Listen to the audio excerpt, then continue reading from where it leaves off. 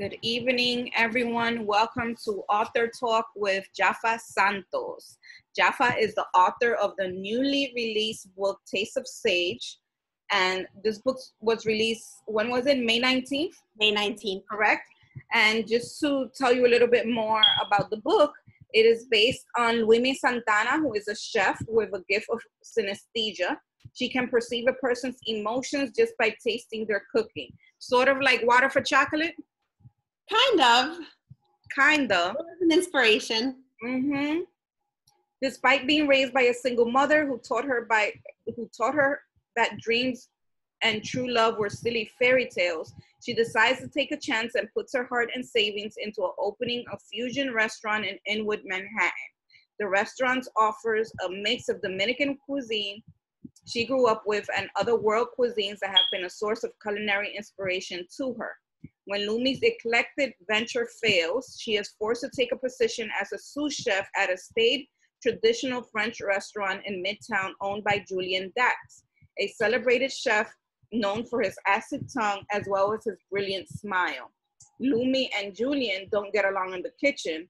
To say Lumi is irritated by Julien's smug attitude is an understatement, and she secretly vows never to taste his cooking. Little does she know that her resolve doesn't stand a chance against Julien's culinary prowess.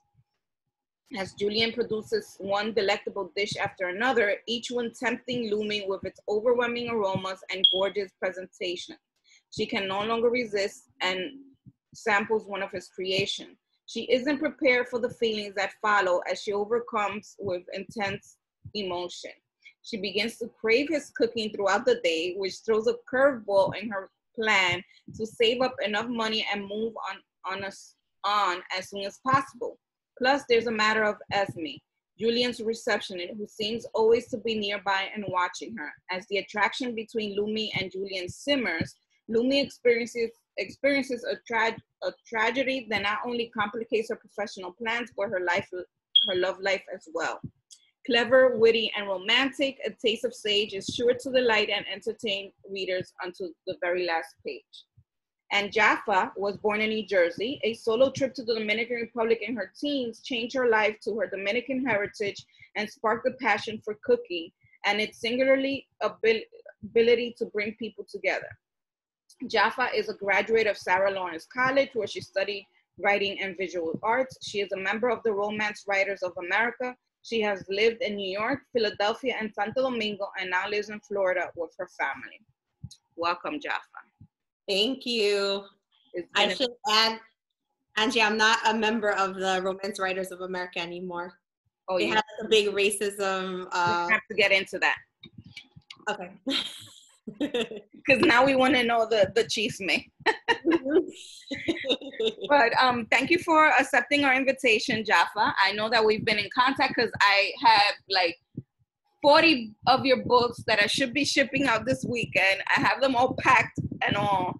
But COVID, right when I was going to get into promoting your book and whatnot and doing this whole big project, COVID just put a stop to all our plans and had us rearrange our lives and our priorities. So, but still, your books are definitely going out.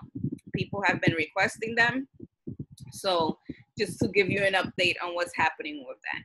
But let's start by asking you, how are you feeling in these very, very tense and emotional times? I think that about sums it up. I feel very tense and very emotional.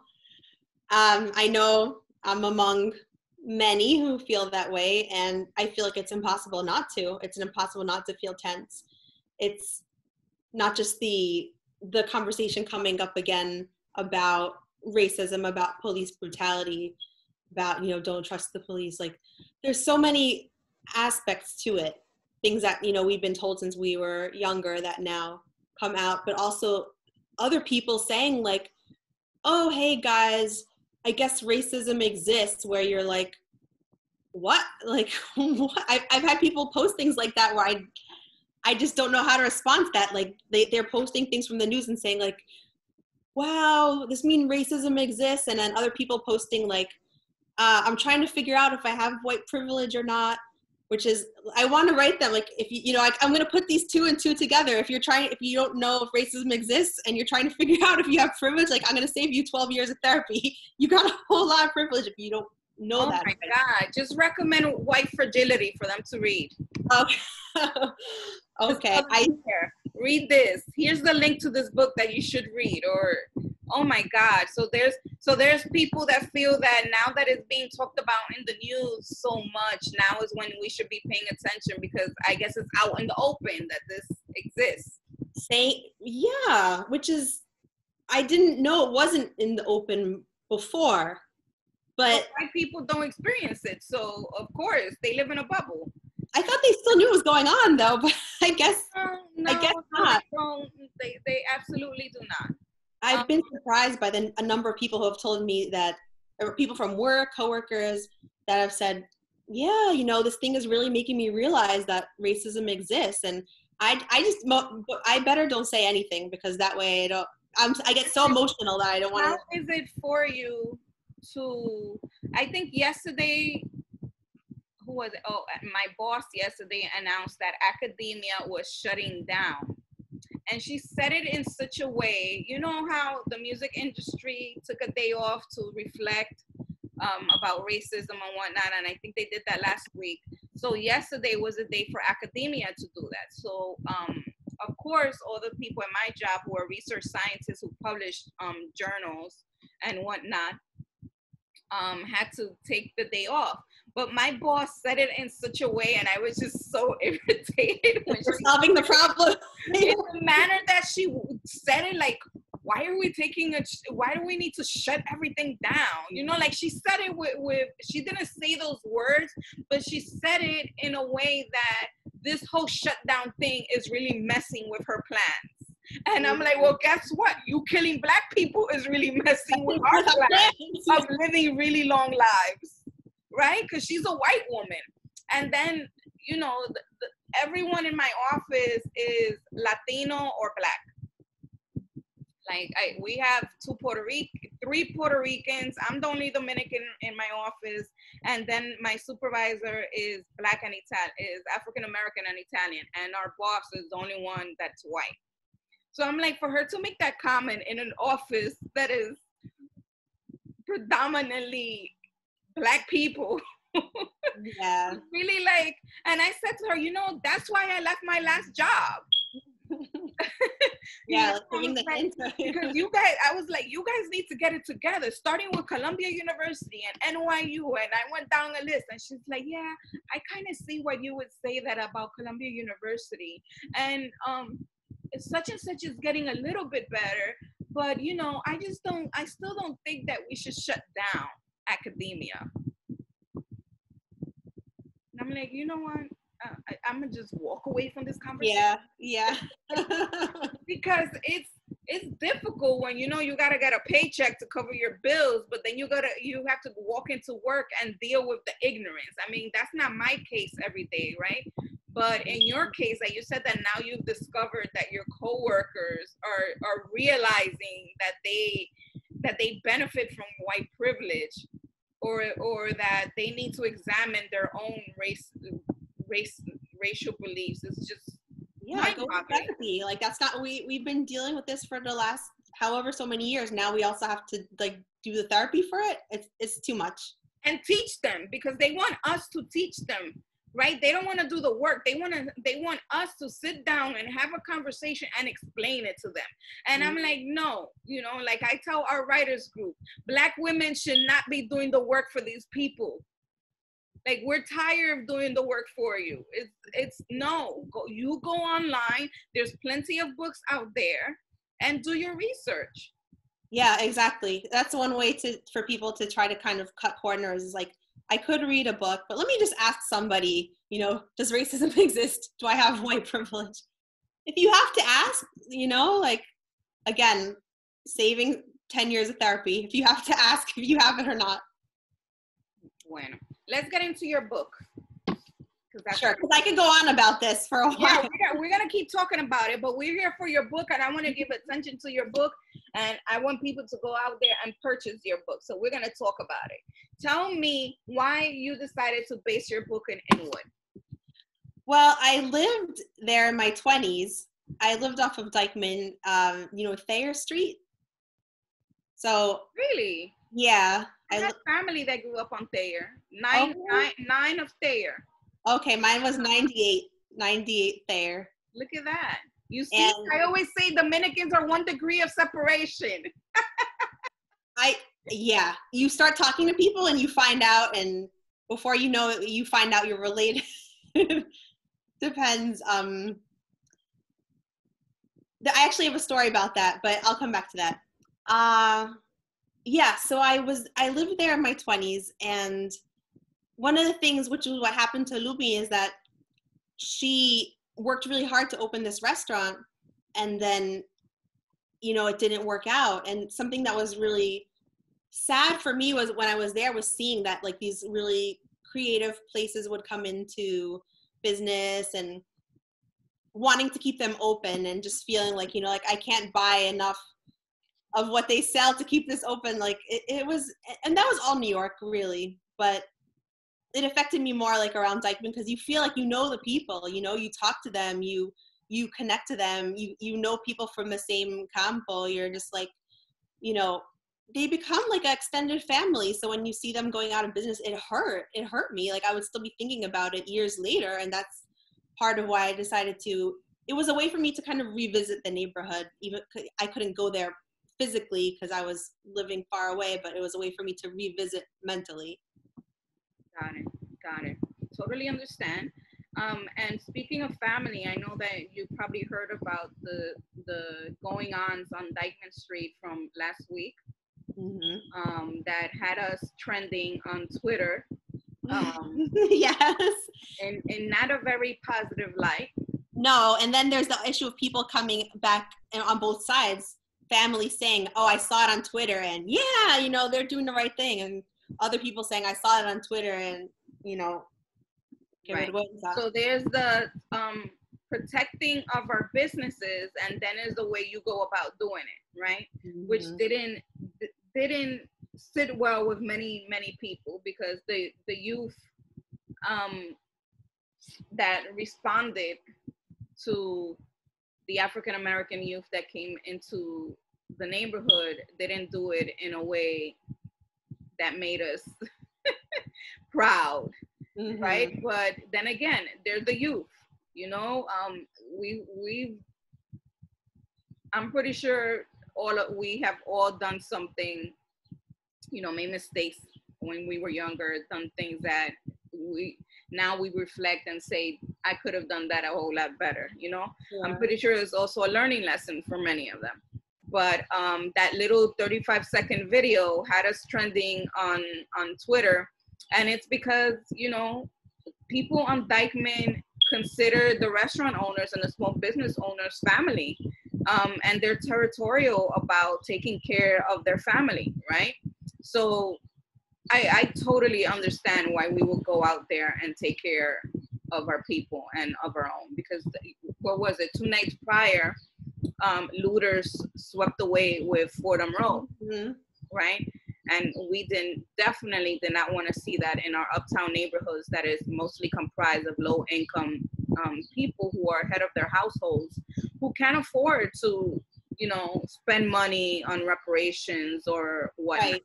And they can't just get their business back. Even if they have insurance, because a lot of people say, oh, don't worry about it, you have insurance, but it's just the inconvenience of it, losing time and energy and days for you to put your business back together. It's not magic. You have to put in a claim. They have to, it's a whole process. So they're not getting bailed out by the government. Like some of these businesses, they had the losses during the pandemic, but they're going to get bailed out. The small restaurant owners, shop owners, they're not going to get bailed out. So I do understand that feeling of needing to protect them. Right, I agree. So, given our previous conversations, your book gets pretty hot, right?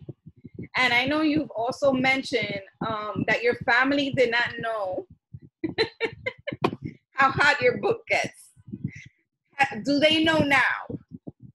Some do. My mom called me and she said, my sister read it, and she told my mom, when you get to this page, just skip this part, and when you get to this page, just skip this part. But now she's really gonna want to read it. And my mom's gonna be like, ¿por qué ella me dijo a mí que quipiera esa página? Yo quiero saber qué es lo que está pasando en esa página. Yeah, now she's gonna start there and then work her way back. Exactly. You should never tell people don't. No, it's reverse psychology. Yeah, reverse psychology. And they'll really go in there and read it. Yeah, no, I think she will. She hasn't reported back since then, but I'm sure that as soon as she gets it, that's where she probably wrote it down, and it's where she's gonna start. So talk to me about when do you first start writing? When do you say to yourself, I'm a writer? Well, as corny as this is, when I was a little kid, I would ask my parents for toys. I would ask my mom, can you buy me this toy? And she would just say, I'm not gonna buy that for you. If you want to get a toy, you got to earn it. Get it, make up a job. I don't care what the job is, but you got to do a job, and then I'll give you something for that. So, what I know how to do when I was 6 or 7 years old, no sabía hacer nada, I would make little picture books, like a 5 or 10 page book, mostly illustrations. And then I would say, like, okay, I wrote you a book here. And she would give me, I don't know, $5. But that's, I give her credit for that, because I had in the back of my mind, like, whatever you need to do, you need to work for it. And I feel like that stayed with me since that age. And then when I came around to college, I was kind of lost for a time. Like, I went to college, I didn't feel like I got what I wanted to out of it, because I had to work. I couldn't do like these unpaid internships and stuff that people talk about. I had to be in school and also be working. So by the time I got out, like, I wanted to go into publishing, but I didn't have the experience that you needed to get into publishing, like all the unpaid internships and stuff. And I'm pretty sure publishing wasn't hiring Black people back then, because publishing is very white. So we have to work triple hard to get into publishing. It is. I had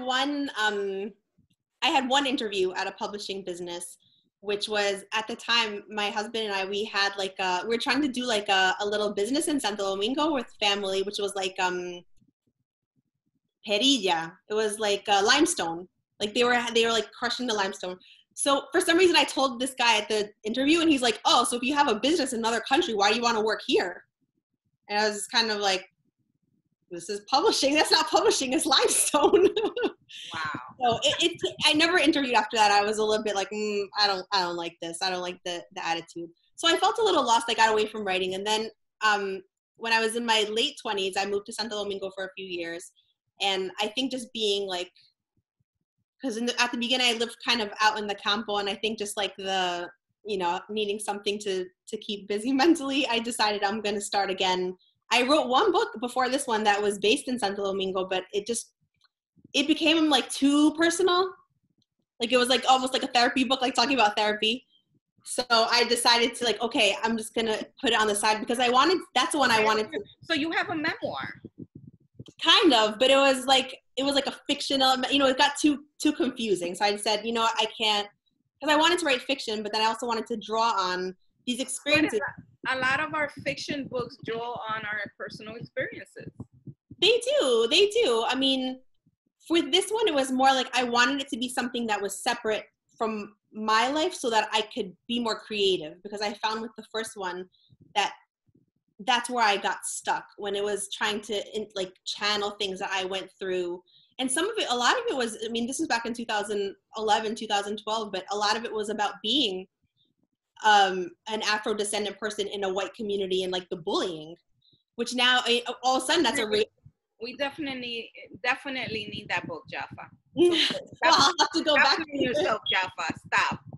I have to go back to it, because now it's like a thing that's being talked about. But when I was little, what was the response? Like we would talk about, I was talking to somebody the other day, and I tried writing a piece about this, about when I first started school, because I went to a school where it was mostly white kids, and like my daughter's first day of school, kindergarten, I was happy, because her responses were, she came home saying people were so nice, they talked about this.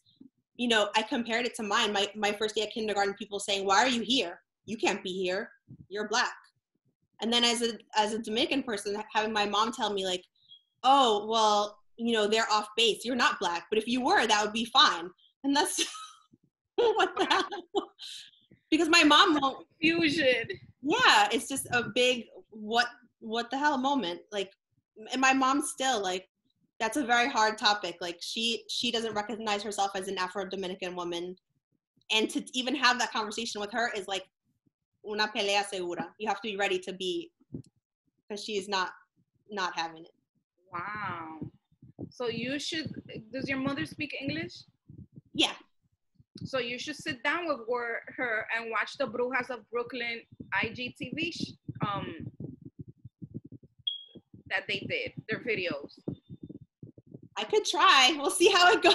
Sit down with your mom and say, Mommy, let's watch this. Let's watch this together and let me know what you think. Even though there's so many Dominicans that even with the facts in our faces, we'll still be like, nah. Yeah, exactly. And I've tried talking to her about it, and like she's in her 70s and she was a kid when Trujillo was in power. Like if I talk to her and try to like push her more, she's like, oh, well, cuando Trujillo, okay, I was 70. You know, so what does your mother think about the whitewashing that Trujillo did in our country? She kind of glosses over, like she's just like a fact, like, oh, well, you know, when Trujillo was there, he said this and this and this. And not that she likes him, though. I mean, if you talk to her about him, she's like, he was horrible. But that connection hasn't happened of the you know, this was like a deliberate, you know, government attempt, like institutionalized attempt to whitewash the country.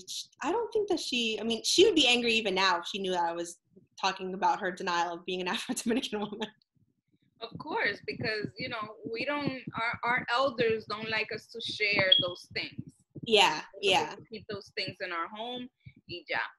Yeah. Okay. So when did you decide to write Taste of Sage? How did the thought of even writing this book come for you? So when I first started the book, I actually there was one scene that I ended up making it came to a different form, but there was one scene where the two, Lumi's mother and sister go to a consulta. It's not really a bruja. She's more like, I'd say like she's more like a curandera. Like she's somebody who does like botellas and she'll like read your future for you, but she doesn't do everything. So my first scene that I just wrote that. I was like, I just want to do something different. And I wrote that scene about Lumi with her mother and sister going to see this lady, Doña Elia. And that just kind of sat for a bit. At the same time, my sister was going to culinary school, and she was telling me all these stories about the drama that would happen in the kitchen. And she was telling me, you know, today this person like lit their coat on fire and they cried. And then, you know, this person like threw their whole thing in the garbage. This person like slapped another person in the kitchen. And I was just like, I can't believe, you know, yo no me puedo creer esto. What school did she go to? It was the French Culinary Institute. So I was just like, yo no me puedo creer esto. Like, every day is a different story. And like, and then this was like, este se está acostando con este, el profesor está con la alumna. And I was just like, oh my God, like this has to be a book. I said like, no, this has to be a book. This is incredible. So I started thinking about somebody in the culinary world. And then also there was the issue of, I was talking to people, to bloggers and writers. And I got some responses, like there was one time that I was talking to a white blogger and I was saying, I'm thinking about writing this book. It's about a Dominican chef. And she's like, oh, that would be good because nobody knows what Dominican food is. And I was just like, what? Oh, like, yeah. A lot of people don't know what Dominican food is. But nobody is like a very big category. Yeah, So sure is. It's just, it seems like, I mean, for me, it's something that takes up a significant part of my day for someone to say that they don't know what it is. Of course they can, but it kind of bothered me. And I said, I wanted there to be more representation. Like now, you know, Adriana has her books about American Dreamer. She has like a character as a food truck, but this was 2015. I didn't know of any books in the romance, like this is the genre that I read the most in. I didn't know of any books that had a You're the second Dominican person that I know who writes romance. Besides you and Adriana, besides you and Adriana, I don't know anyone else. Yeah. It's just. So that's how the story came about. How long did it take you to write this book? Probably about 3.5 years. Did you tell anyone in your family that you were writing? How did they react? Because usually our family, Dominican families, when we tell them, oh, yo estoy escribiendo un libro, they were like, ¿qué tú vas a hacer con eso? ¿Tú vas a pagar la renta con eso? Yeah, te va a morir de hambre. Yeah, te va a morir de hambre. I didn't tell them because, I mean, besides my husband, obviously he knew. But I didn't tell other family members because in the past I had told them, like there's one time I told my uncle, I was like 17 maybe, I told him I wanted to be a writer, and he poked me in the back with a fork, and he's like, te va a morir de hambre, you should be a policewoman. And I was just like, I cannot be a policewoman, I can't see myself ever being a policewoman. But, you know, that was the response mostly, or like other people, like very well-intentioned, they're like, you know, I tell them, yeah, I'm working on a book, and they'd get this look like, déjame decirte una cosa. Come here, you know, come here. Let me tell you now that you have a physical book.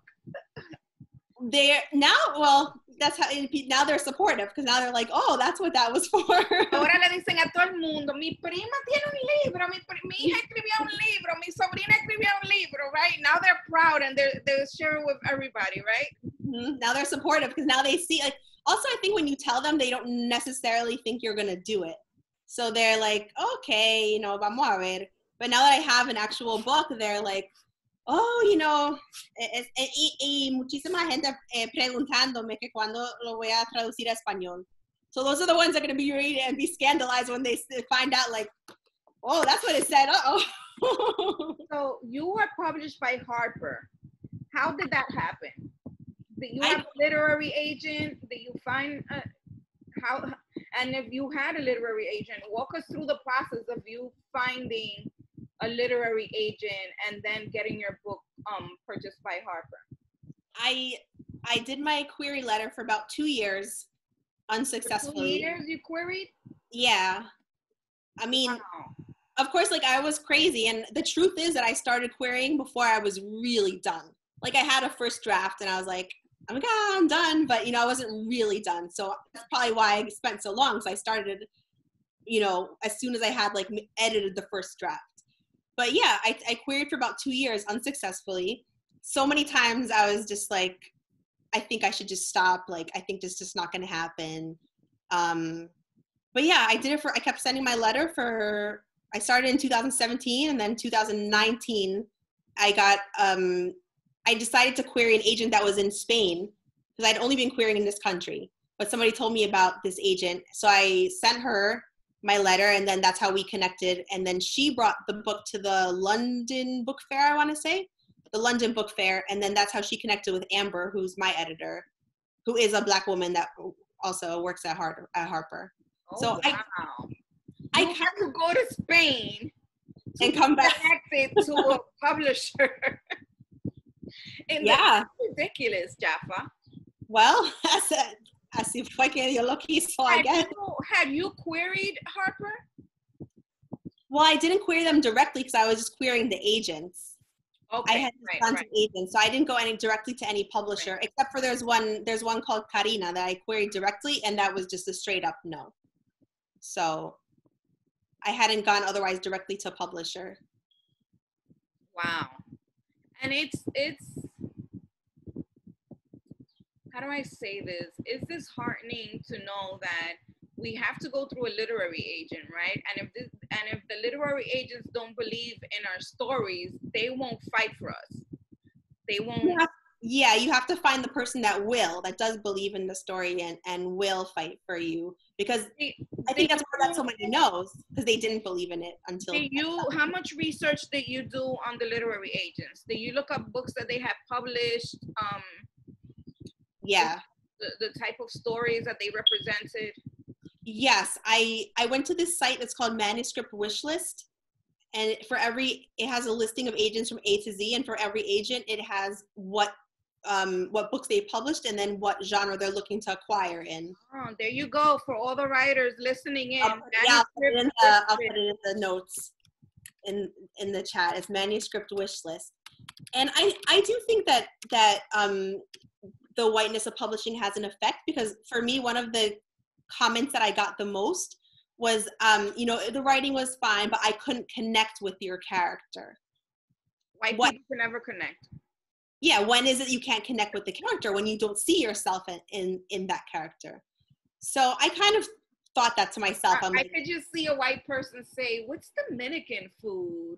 Why would I ever do this? I would never do that." And say, "I can't connect." And yeah, I'm not shopping your story. Sorry, reject. Yeah.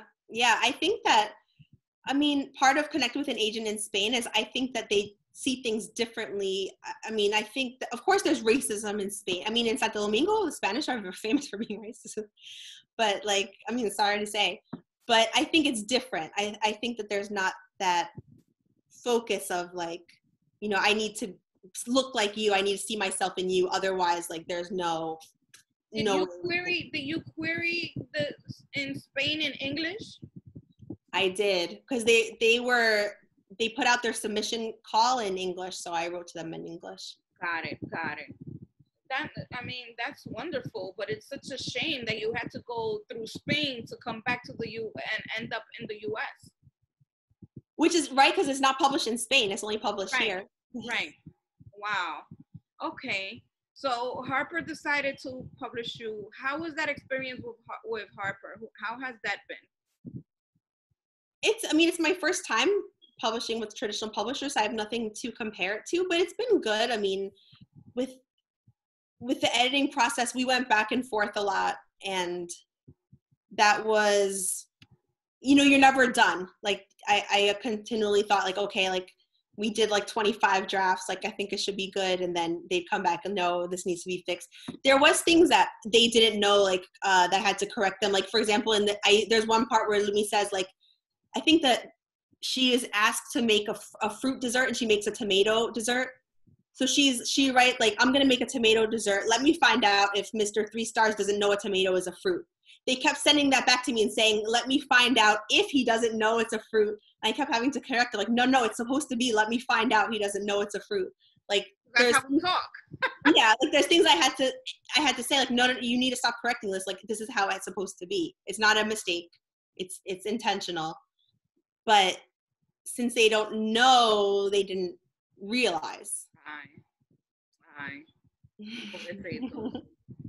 So, I ask because I know that I have worked with authors where publishers don't put too much money into their marketing and promotion. And I noticed right away, because I know the difference between, an Elizabeth Acevedo and you. And I would say, and I could tell how much effort are they putting into these authors. And I feel everyone should get the same amount of effort so that, they could sell that book. And for the publishers, if anything, to get back the money that they invested in when publishing you. Mm-hmm. So it always disappoints me to see the huge differences.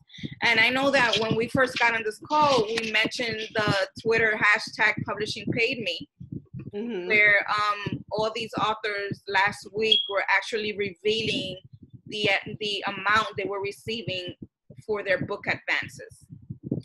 And we discovered that authors, mostly Black and brown authors who we admire, who are now very well known, were paid pennies for their first few books, as compared to white authors who nobody mm-hmm. knew, and the difference was significant. How do you feel when you were going through that hashtag? It was interesting for me, I think probably the one that surprised me the most was Roxane Gay, because she's so well known, and she's I usually think that those things are based on how well known the person, you mentioned Elizabeth is famous at this point. That's different what goes into somebody marketing and that, because they also know it's more of a sure investment, so to say. But somebody like Roxane Gay, I think she's very well known and still what she was sharing. It sounded like it got better over time, but it was compared to the other like well known white authors, it was a lot less. So I think it doesn't surprise me, but at the same time, I was glad that it's being discussed, because for somebody, you know, that puts so much out there, for example, in this case. So looking through this hashtag now, someone posted a letter and she says, this is the email I wake up from one of the longest sitting board members of the national literary organization I am in. This is why publishing is so white. And in the letter, they regurgitate the statistics that Lee and Low has put out. According to the 2019 Census Bureau, estimating 13.4% of the U.S. population is African American, 60.4% is white, 18% is Hispanic and Latino, and 5.9% is Asian. We professors especially know that accomplished Black undergraduates rarely want to get into book publishing because it pays so badly. Blaming this on white racism and book publishing is, to be kind, simplistic. What should African American representation in book publishing be given these realities? 25%, 50%? We admit our culpability in this system of erasure of BIPOC voices in the cultural and intellectual conversation. Our 24-member board is 75% white. Too often, our prize lists are quite simply too white. I do not admit any culpability. I do not see any erasure, and I don't think our price lists are too white. The letter's own list completely refutes the claim of erasure. We currently have 3 African-American authors on the board. What should the breakdown of the board be in a country in which 13% of the population is African-American? Oh my God. Regardless of that, I resent the idea that whites in the book publishing and literary world are in the oppositional force that needs to be assigned to re-education camps. I myself have probably written more articles and reviews about Philadelphia's Black literature and traditions in my 25 years at the Inquirer than anyone living, Black or white. I champion Black writers in my book section. These claims above are bogus boilerplate. In my 40 years in literary and publishing life, I have seen far more of white people helping Black writers than of Black people helping white writers. Our list should include the best books, period, regardless of author ethnicity. But who determines what are the best books? That's the whole thing. I'm shocked. They're saying it should be the best books, but who determines what are the best books? Like, they have a very specific idea of what makes the book the best book, so the other ones are never going to get in there. So clearly, this is someone that has been triggered by publishing paid me, right? Yeah. They see these statistics and they're like, oh my God, but I have a Black friend. I'm not racist, right? That's that same person. We have 3 Black board members, but 75% is white. Are they saying that it's proportional? Like, so like 3 over 100 is like equal to 25? Or, I mean, I suck at math, so, but that's what it sounds like they're saying, is like 3 over 100 is equal to how, it's like an accurate representation of the population. Which, first of all, it's not. Goes on to say, but I write about Black people and I help Black people. And like, do you want a cookie? I don't get it. What is this person like? What do they want a medal for that? Like, no one asked them. It's just people get very disappointing to know that this is the mentality of many of these people in publishing. And looking for excuses. You know, when I watched the Oprah special on American Dirt and they brought in Macmillan to talk about what they were doing to diversify their publishing department, Macmillan said, well, we bring in consultants. What do you need consultants for? You need to hire more BIPOC. So that's what this consultants are. That's what the consultants are going to tell you. So why are you spending the money that you're spending on consultants and strategists is the money that you should be spending on the salaries of the Black and brown people that you should be hiring? Because if they hire consultants, they can say they did something without taking action. Because they don't have to, whether they do what the consultant said is a totally different topic. So they're saying like, look, we did something, we hired consultants, but it's likely they won't do anything after that. If someone asked them, it's, well, we hired consultants, you know, we did our part. And that is, so I asked you earlier if you shared what your publisher paid you. No, I didn't share. And why didn't you share? I'm very private, and I never, maybe it's just the way I was raised, like you don't talk about money. So you didn't get fired up and say, you know what, I'm gonna join this revolution because you guys paid me such and such. No, like I have other ways that I want to be vocal besides for, it doesn't make sense to do, oh, you know, like it's between this and this, like I don't feel comfortable, and that's my personal thing to say, like I got paid this much. So if I'm not going to do that, I'd rather not say anything at all, and I'd rather be a participant in another way. That's understandable. Like, I'm a very private person. Like it's cost me a lot to do like any of the things that I've done, even to be on social media, and even to just be like active or posting pictures, because it cost me. Like it cost me to express myself. Got it. Totally understand. So I hope you join us next week, because we have the talk about the story that sells, gatekeeping in the publishing industry, and that's going to take place next Tuesday at 7 p.m. And it's a conversation between the founders of Dignidad Literaria, the new editing lead editor at Macmillan, another Dominican editor at Macmillan, and a diversity and inclusion person who's going to talk about what's going on in the publishing industry and what we can do to change things, because things definitely need to change. I want to open it up for questions. If anybody has questions, please raise your hands as we continue to have this conversation. We were also speaking about, you know, what's happening now with the Black Lives Movement, and how that also includes us as writers.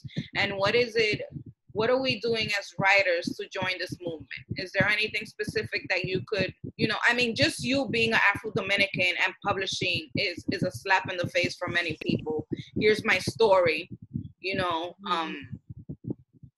and we, as the Dominican Writers Association, always make sure that that's one of the things that we do, push the works of our Dominican writers, and most of them are Afro-Dominican writers. So we're in the fight, but it has, in the last few weeks, we've had to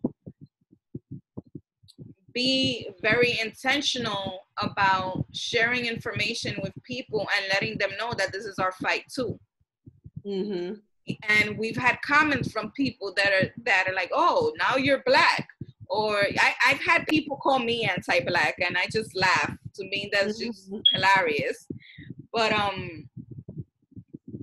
yeah, it's been a difficult and very long week. I've tried to stay away from the comments, but I've been wanting to bring awareness to our people, especially in the uptown area where I live, which is close to Inwood, where your book is based, because we weren't having any protests here. And I knew that I know many people who are community organizers, who are artists, who are writers, who are teachers, who do believe in the Black Lives Matter movement. And I thought it was important to gather all those people together and have them come through and protest. So I'm pretty sure that many of them are going to come out on Sunday to protest with us. So I'm very excited about that.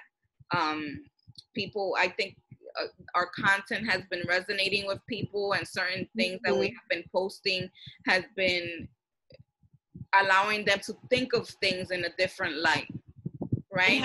Or at least to question their own, you know, their own beliefs. Because sometimes we do things and we say things and we don't realize that it has a racial history.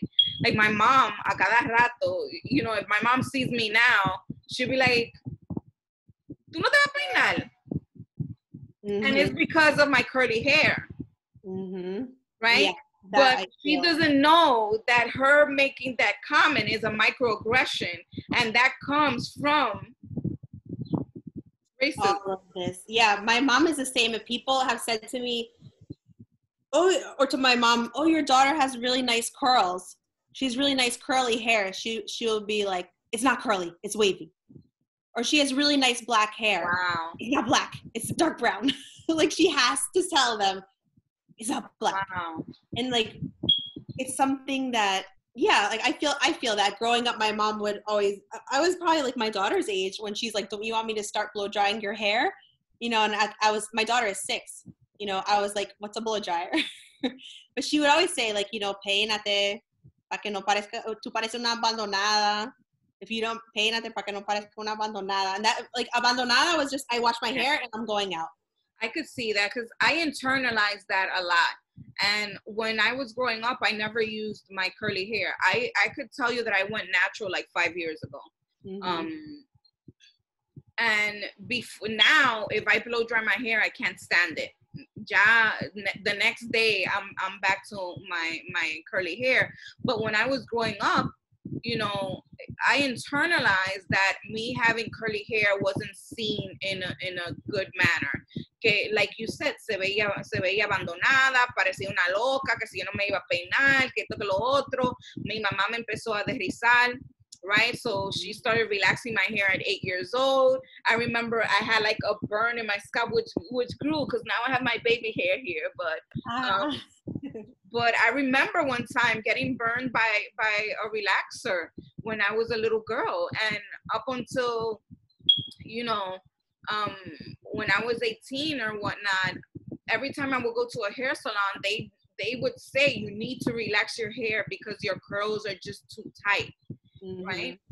But I remember one time I met a hairstylist who told me you need to stop relaxing your hair. There's nothing wrong with your hair. And I just looked at her and I was like, what do you mean? I was like, but all my life people have said that there's something wrong with my hair. Why are you telling me now that there's nothing wrong with it? So it took me some time to accept that, right? And I would go to her, but I was still flat ironing my hair, drying my hair straight. All my pictures from back then, you see me with straight hair. And then, you know, recently in the last 5 years when I'm wearing my hair curly, I still get those comments from people.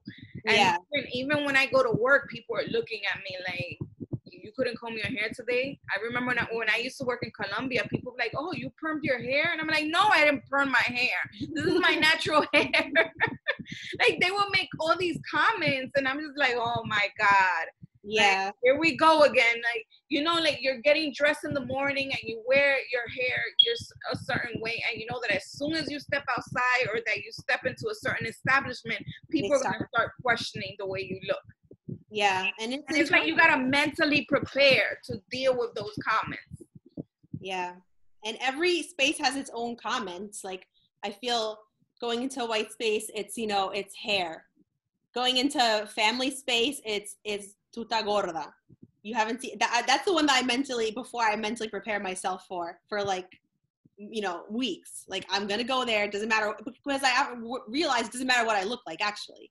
Like, I've been into, you know, high weight, low weight, and it doesn't matter what you look like. People are always going to say, tu si tan gorda. When I finally realized that it didn't matter what I look like, I just say, yeah, soy gorda.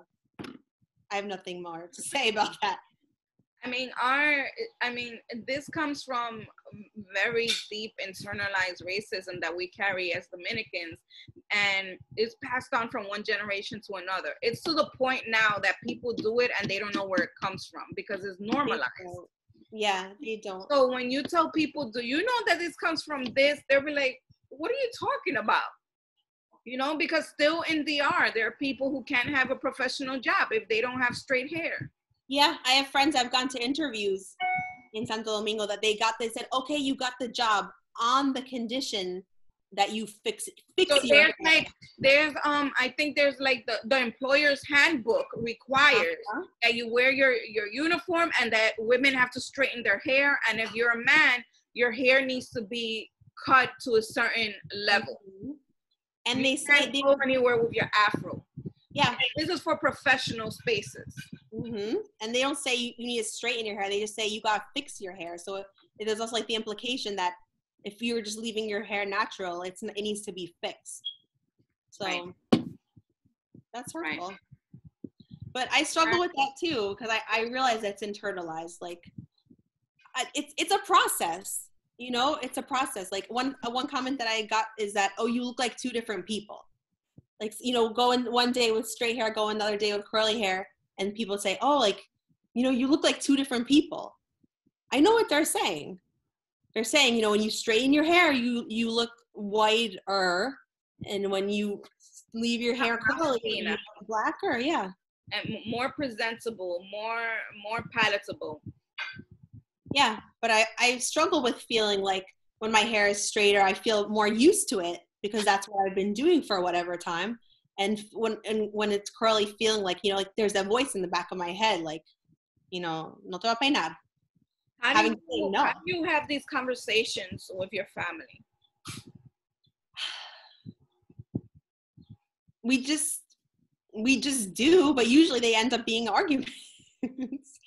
Usually end up being arguments because anything that's about Blackness, people come to like, you know, nosotros no somos negro, los haitianos son lo negro.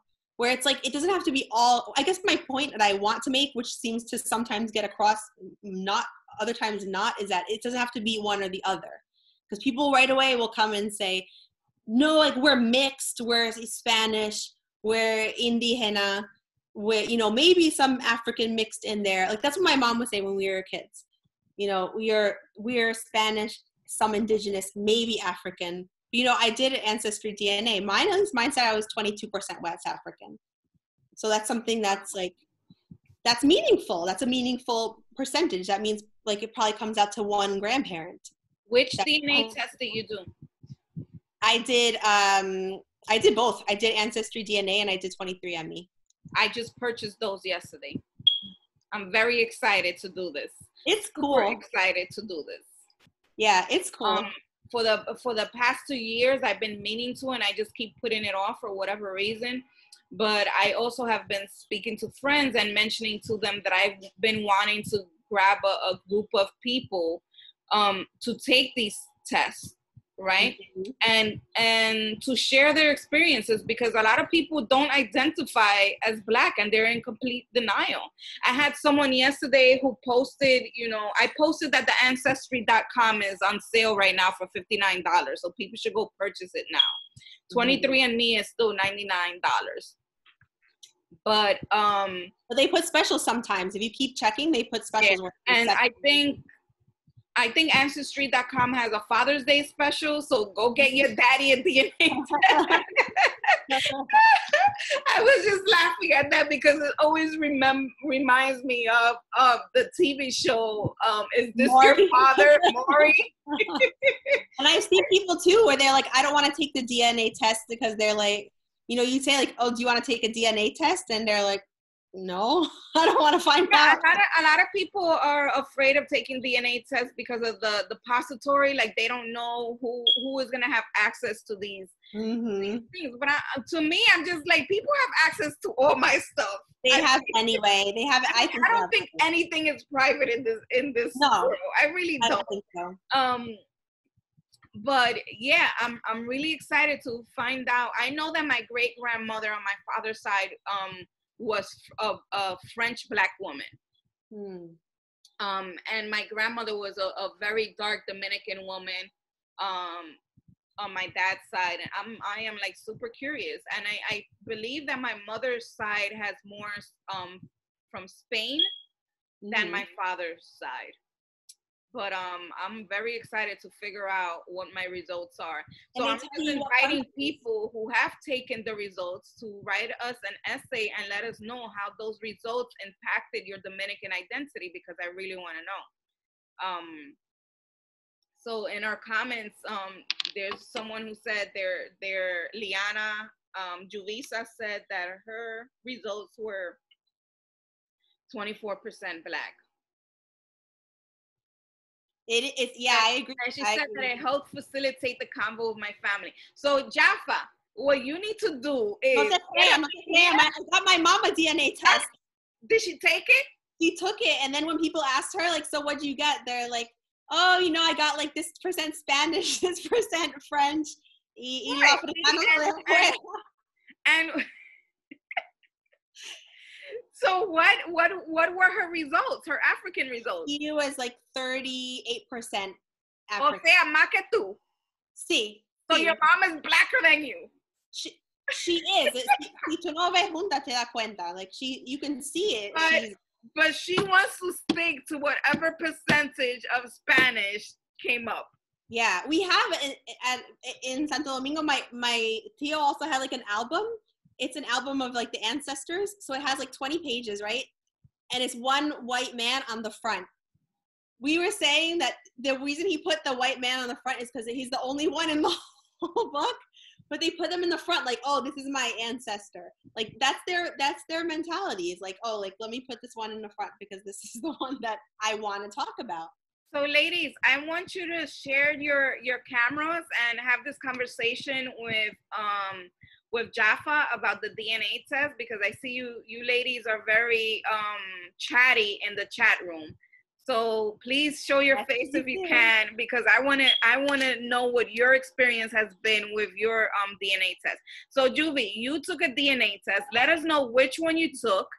Tell me why you took it and how did that impact your Dominican identity?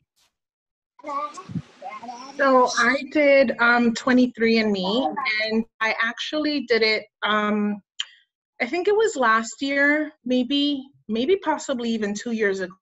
I'll have to look at the results, but part of the reason why I did it was just straight up curiosity, because I'm like, okay, you know, I just want to know. But it was also sort of like at the time, I was on it was when I started this journey of like really trying to understand my Dominican identity, because my mom is from El Salvador and I grew up only with that Salvadoran culture.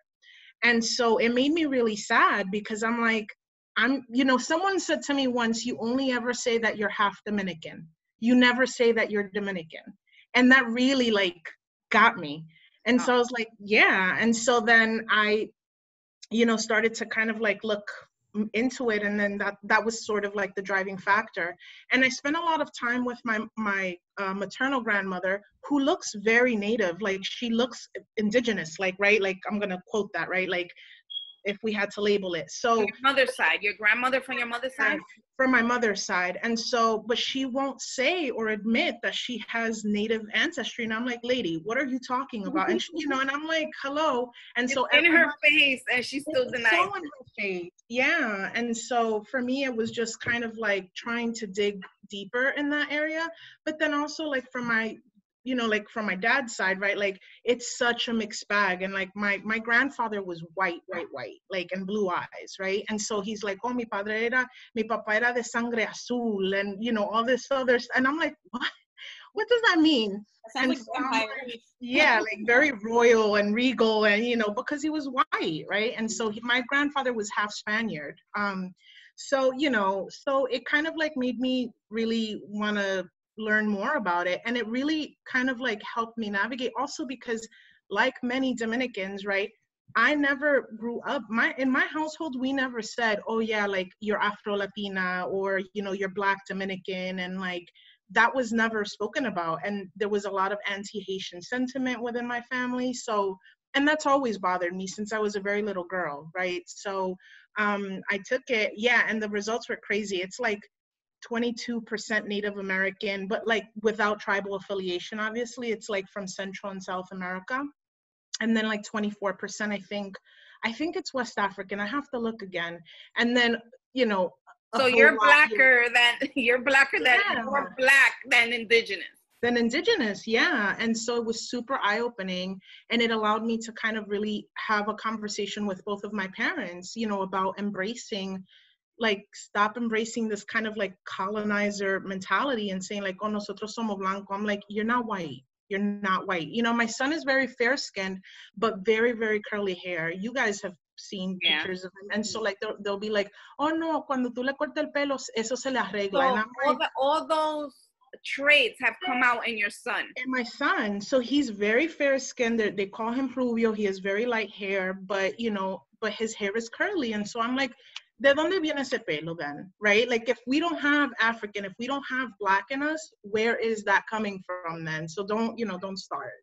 So, and also like for my son to understand, because we are, I live in a very predominantly white area. And so I didn't grow up the way that he's going to grow up. And so for me, it's also a preservation of cultural identity. And like for me to be able to teach him that. So that was kind of like it for me, And I'm still.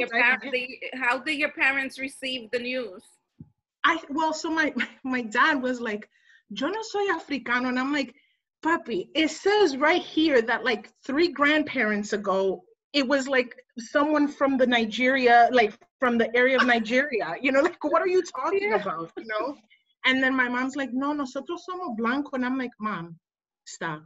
It says right here, So they're filling out the census saying that they're white. Oh my God, yes. And so this was also an aha moment for me because my sister and I grew up identifying very differently, but we didn't even know that. So of course, I was always checking off white because I didn't freaking know any better. And one day my sister, she's 6 years younger than me, by the way. And one day my sister and I are talking, she's like, you check off white? Why? And then I'm like, I don't know. That's what I've always checked off. And she's like, and I'm like, what do you check off? She's like, Black.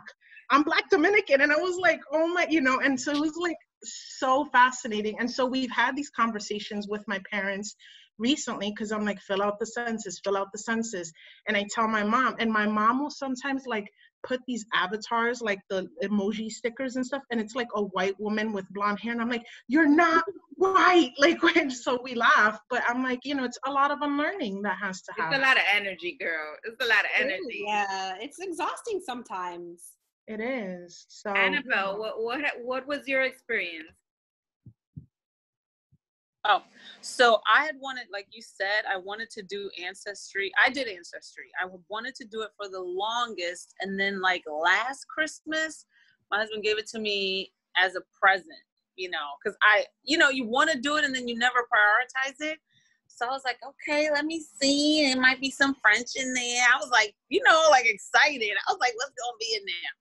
And what I suspected that there wasn't going to be that much like Native American, like Juvie said. And my percentage is crazy low. What was it, like 3%? But African was like 33. And I am so blanquita. And I was like, oh my God, I loved it. I was like, yes. I thought, finally, some validation. I'm Black and yes. I was like, oh, this explains a lot. No. But it was so interesting. What part of DR are your parents from? Mi mamá es mocana de Santiago. And my dad, Banilejo. So. Y la gente en Bani are usually very dark. No? Very white. White? They're very white.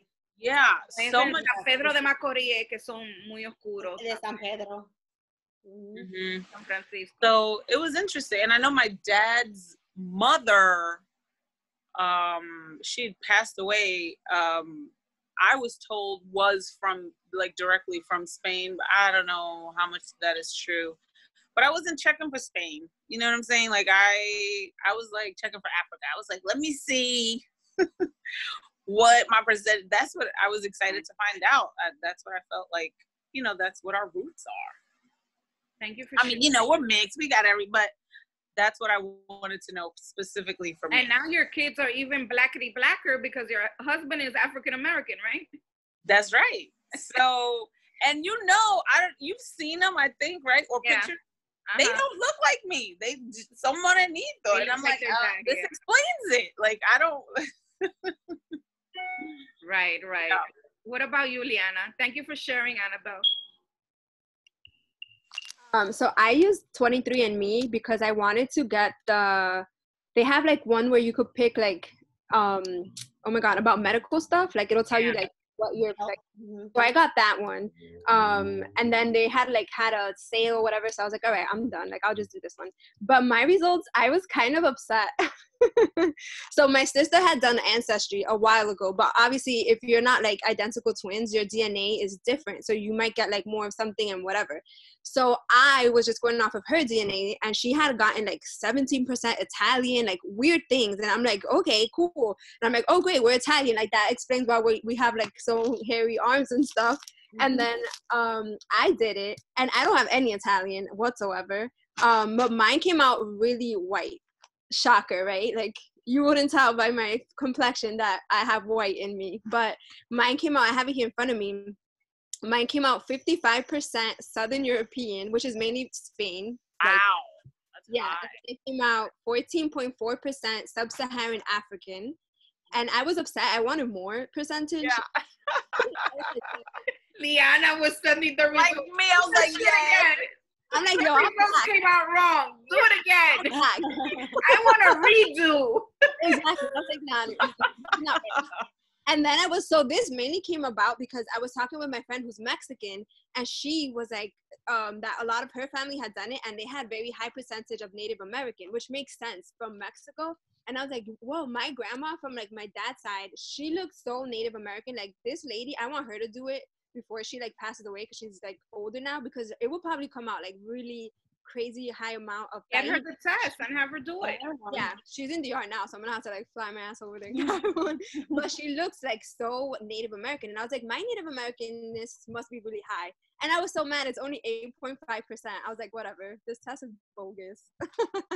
But anyways, speaking So of now that, you didn't believe. So are you gonna do the Ancestry? I don't know. I don't think so. I'll stay with this one, because this one's actually very spot on when it was saying like about the Caribbean. It was like, oh, you have a lot of like everything is pinpointing to like the Caribbean. And when you click into it, it even tells you exactly in DR where I have the highest percentage of like ancestry. And it's exactly where my parents are from, La Vega and Santiago. Oh, wow. Like, yeah, it's That's the 23andMe. 23andMe, yeah. Okay. And so so I think it's very spot on. I was just I'm gonna compare them. I'm gonna compare the two. Yeah. When I get them.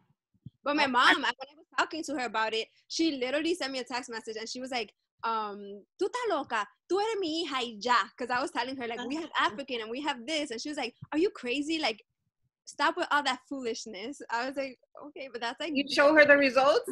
Yeah, I showed it to her. She was like, whatever. Like, she was very dismissive. She was like, you're my daughter, and that's all you need to know. I'm like, okay. Wow. Well, that makes me want to get the 23andMe, because they're so different. Do them both. Yeah, they are. They are. Compare. Yes. Oh, wow. Okay. Does anybody have any questions for Yaffa? For those who read the book, is Jadi still here? Jadi stepped I on? think Jadi read it. I don't think she's still here. Yeah, because Jadi had a lot to say about the book. Very spicy and whatnot. She told me she had some questions, but in the group, but she hadn't asked me yet, so maybe I'll have to ask her. Juby, you got questions? I do. I had Tommy's stuff. There he goes. So okay. Yes. He's 3. So I wanted to know, prior to your book, Yaffa, and I think I may have asked you this, but maybe other people don't know this. Had you published anywhere else before, or had you, submitted anywhere else before? No, I had just queried the book, but I hadn't successfully published anywhere else before. I mean, I wrote for a blog, but that's like separate. But having like actual, like in a, an anthology, I didn't do anthologies, or I hadn't before. I see. And then my second question is there another book coming? Like, do you have anything else in the works? I'm trying to get her to publish the memoir that she. Yeah, we didn't know about this. Yeah, lo tenía guardadito por ahí. I thought that I talked about how I did another book before this one, but now that these conversations are coming up again, and with family, and just with people asking like, oh, can you talk to me about this? I've thought, you know, I've worked on a piece. I don't know if it's going to be like a memoir length piece, but I started working on a piece about race and microaggressions, and, you know, getting the message on one side, like, you don't belong here, you're Black, and then getting the message on the other side, like, you're not Black. So I still have to continue to organize my thoughts because it's just so emotional. And like when I was younger, like when things happened that were racist, like, the message was shut up, don't tell anybody, you know, you're gonna make them uncomfortable, don't bring it up, don't call them on it. So it's taken time to reverse that, where I'm saying like, hey, I want to talk about this. Like I had something happen at my job actually. Well, I wouldn't say it was racist, but I work for a school and I work mostly in Spanish, and somebody sent me a message, you know, for whatever reason, it got glossed over. I didn't do what they said. And they wrote back and they said, oh, I guess it got lost in translation. So that's what I was microaggression. Yeah. Yeah. So Definitely. In the past, I was like, you know, I probably wouldn't have said anything. And this time, like, I escalated. I escalated to manager. Coñazo in Spanish. Well, I wouldn't have said anything in the past, but I escalated to a manager because I was like, this person is coming to me saying like, oh, you didn't do this. It must have got lost in translation. Like, guess what? I was born in New Jersey and I speak English. Just like, why are you assuming I don't speak English? Because I work in Spanish? Because of what? So of course, you know, the whole thing, no, it was a misunderstanding, blah, blah, blah. But for me, that was a step, because in the past, I would have just let it go. I would have just said, you know, like, right. Oh, whatever. But I said, you know, no, I gotta say something. And it's a process unlearning like, oh, just let it go, you'll make them feel uncomfortable. Like, why should we make ourselves uncomfortable to not make somebody who's doing a microaggression or a major aggression? Like, I had something else happen to me recently. I mean, we all have a list, right? It's not just one thing, but I had something where I went to Walmart. I might have told you guys this also. I went to Walmart to buy some things, and I didn't say to the woman I was using EBT, and she said to me, okay, give me your EBT. And I was like, I didn't say I was using EBT. You did share that. Yeah, I remember. Yeah, and she's like, oh, you know, so I ended up, and the same thing, like I ended up calling her on it and you know, escalating. All they said, I mean, the bottom line, it was BS, right? Like they said, oh, you know, we take these things very seriously and we'll get back to you. I never heard from them again. And then, you know, this Corona thing started, so I couldn't pay attention anymore. But I'm sure if I brought it up again now, it would be an issue. I mean, I hate to say it, but yeah, they people usually call us complainers. We're always complaining. And do you, well, no, I had another question, because I'm always curious to know, like, since you mentioned earlier, well, actually I have two questions. So sorry. So the first question is, since you mentioned that like your family didn't really know much about the book or like what you were doing, do people at work know? And if they do know, or the people that may know, what kind of feedback do you get, I guess? Because sometimes I find that like to me, a microaggression is even like, oh, wow, you're so articulate. Like, what did you expect me to be? Like, you know what I mean? Yeah, and I got that change. Yeah, that I agree with you. Like, I might have not categorized that as a microaggression before, but I agree that is a microaggression. Oh, wow. Like, or you know, like, oh, your vocabulary. Yeah, same thing. Like, I've had people say things like that, like, oh, like, good vocabulary, like, I'm a writer, you know, don't be surprised.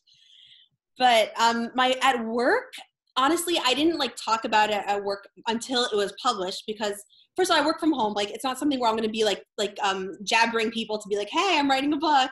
But when it was published, they have like a newsletter where you can put anything you want, like any, you know, announcements. And I put the announcement in the book, in the newsletter. So then I had people, you know, writing, say, oh, I didn't know that you're a writer. But as far as has anyone read it or anything, you know, when they found out what it was about, they're like, oh, that's cool.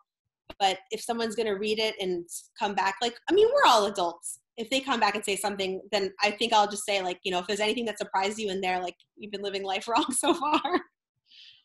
Because it's not very, you know, it's not like very like out there. Right. That's interesting. Well, and then like the other thing I wanted to ask you, so I have not started your book yet. I have it. I'm still on Afterlife Girls I'm still on Afterlife. It's been 2 months, Juvie. It has. It's so bad. But so the thing that I love, that I know I'm gonna love even more, is the character has synesthesia. And so what made you add that? Because I'm fascinated by synesthesia, or people that have that. So I think like Angie said, the first inspiration was, I read like Water for Chocolate 20 years ago. That was the first time I realized you could put recipes in a novel.